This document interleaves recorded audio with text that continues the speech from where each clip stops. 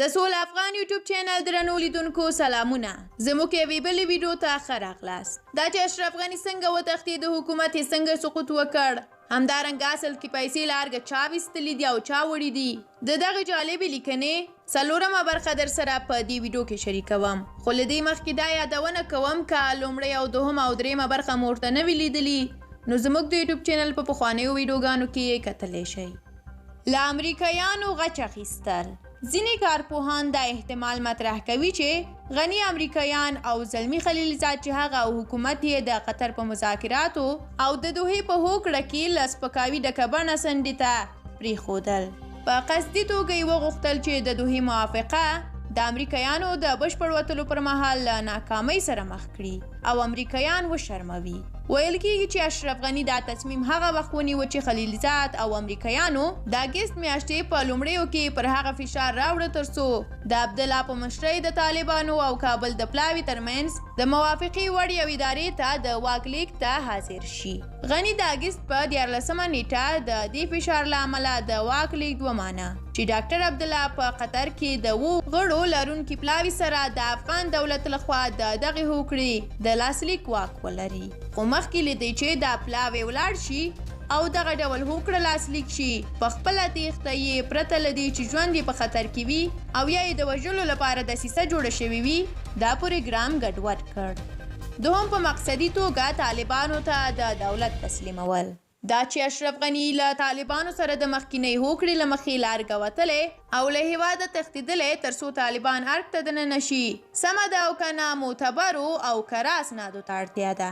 ځینې پخواني چارواکي دا احتمال مطرح کوي. د کورنیو چارو مخکینی وزیر مسعود اندرابي له هغو کسانو چې په روښانه او واضح توګه دا ادعا مطرح کوي، هغه په خپله فیسبوک پاڼه باندې لیکلي دي د اشرف غني د تېښتې په اړه مې د ښاغلي سنجر سهیل رپورټ ولوست. یوه موضوع په دې لیکنه کې چې ښایي په مقصدي توګه پرې بحث نه دی شوی او یا هم سرچینو ته د لاسرسي نه لرلو له امله نه ده شریکه شوې، له خلیل حقاني سره د حمدالله محب دوامداره اړیکې دي.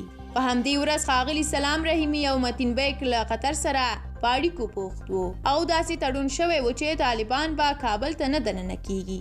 له همدې امله رحیمي له طالبانو د یوې اعلامیې د خپرولو غوښتنه وکړه او طالبانو هم سمدلاسه اعلامیه خپره کړه. د ملي امنیت سلاکار حمدالله محب له خلیل حقاني سره څو اړیکې لرلې او ان تر دې چې یو ځل ټاکل شوې وه چې محب له خلیل حقاني سره په کابل کې له نږدې وګوري. خو لږ وروسته حمدالله محب د ټلیفون له لارې د اړیکو دوام ته ترجیح ورکړه. هغه زیاته کړې ډاډمن یم چې تېښته او حقاني ډلې ته د نظام له شرمه ډکه تسلیمۍ، څرنګوالي د محب او پاکستان په مرسته او منځګړیتوب به هم وروسته په ډاګه شي. تېښته او د پیسو لیږدول. اشتي څوک کې د اشرف غني د تېښتې روایت کوونکي او د هغه په واسطه عربي اماراتو ته د پیسو لیږدول او یا هم د میلیونونو ډالرو د غلا په اړه څه نه دي ویلي. اشرف غني خپله د پیسو غلا او لیږدول ردوي او وایي چې که نړیوالې څېړنې ترسره شي همکارۍ او ځواب ورکولو ته چمتو دی. خو شواهد د اشرف غني د تېښتې په ورځ د یوې لویې لسګونه میلیونه ډالرې غلا ښودنه کوي. لومړی ځل روسي سرچینو چې د ازبکستان له سرچینو یې معلومات ترلاسه کړي وو، متحده عربي اماراتو ته له ازبکستانه له تېښتې یوه ورځ وروسته د غني لخوا له ډالرو ډکو څو بکسونو د لیږدولو خبر ورکړ. د طالبانو ویان ذبیح الله مجاهد د یک تلویزیون په مستنده خپرونه کې ویلي چې پټې کامرې داسې ښیي چې د غني د تېښتې په ورځ هغه 3 له ډالرو ډک موټرونه چې له الوتنې پاتې شوي وو ارګ ته دننه شوي او د پی پی ایس د ولسمشر ځانګړي ځواکونو لخوا چور شوي دي. بل هغه ټکي چې د غني او ملګرو لخوا یې د پیسو غلا او چور تاییدوي د اشرف غني حکومت په وروستیو ونیو کې د فضلي په مشرۍ د چارو ادارې ته د بیړنۍ لګښتونو د تخصیص په نوم له بانک څخه د زیاتو پیسو لیږدول دي. د غني حکومت ولې سقوط وکړ؟ کله چې دا پوښتنه مطرح کیږي چې ولې د غني حکومت سقوط وکړ، سمدستي د هر وګړي په ذهن کې دا پوښتنه ګرځي چې 300 یا 350 زره کسیزه ملي اردو څه شوه او ولې داسې زر او په ډراماتیکه ډول بې له برخلیک ټاکنې جګړې له منځه ولاړه او ماته یې وخوړه. اول دا چې خیالي او په دروغو ولاړ شمېر. لومړی واقعیت د افغانستان د اردو یا پوځ د شمېر دروغوالی دی.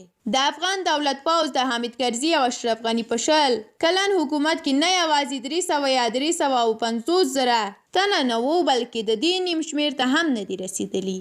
پر دې سربیره جنګي انګیزې لرونکي ځواک په همدې 350,000 تر نیمایي کمو کسانو کې د کمانډو او ځانګړي صفر لرونکي قطعې شاملې وې چې 10 تر 15 سلنه تشکیل یې جوړ کړی و. د پاکستان د خلکو ګوند غړي او د دغه هیواد د کورنیو چارو پخوانی وزیر رحمان ملک په یوه مرکه کې دا وکړه چې د افغانستان پوځ شمېر 100,000 کسانو ته رسیږي چې دا شمېر نه یوازې د جګړې لپاره بلکې د اډو د ودانیو ساتلو لپاره روزل شوي وو. د افغانستان د ملي اردو د شمېر په اړه د دې پاکستانی وزیر له ادعا پرته د پوځ د رښتیني شمېر په هکله د اشرف غني د حکومت د مالی د وروستي وزیر خالد پاینده څرګندونې که څه هم د اشرف غني له تېښتې او د دولت له سقوط وروسته ډېرې مهمې او د حیرانتیا او د خواشینۍ وړ دي. خالد پاینده ویلي دي چې افغانستان هیڅکله 3,000 کسیزه پوځ نه دی لرلی، ان تر دې چې 120,000 کسیزه هم نه دی. په خوشبیني حالات کې هم 40 تر 50,000 سرتیري موجود وو، نور یې یا مړه شوي وو او یا یې هم دندې پریښي وو، خو قومندانانو یې معاشونه او امتیازات اخیستل. د خالد پاینده څرګندونې له هماغه لومړیو په ټولنیزو شبکو کې د هغه پر ضد له مخالفتونو سره مخ شوي. نیوکې کوونکو له یوه خوا هغه په دروغ ویلو تورن کړ چې 50,000 نظامي ځواکونه یوازې د اشرف غني د حکومت په کلونو کې مړه شوي او وایي چې څنګه ادعا کولی شي چې د ملي اردو شمېر له 50,000 یا 70,000 کم دی. له بلې خوا یې پر هغه نیوکې وکړې چې ولې د وزارت په وخت کې له دې فساد او خیانته پرده پورته نه کړه.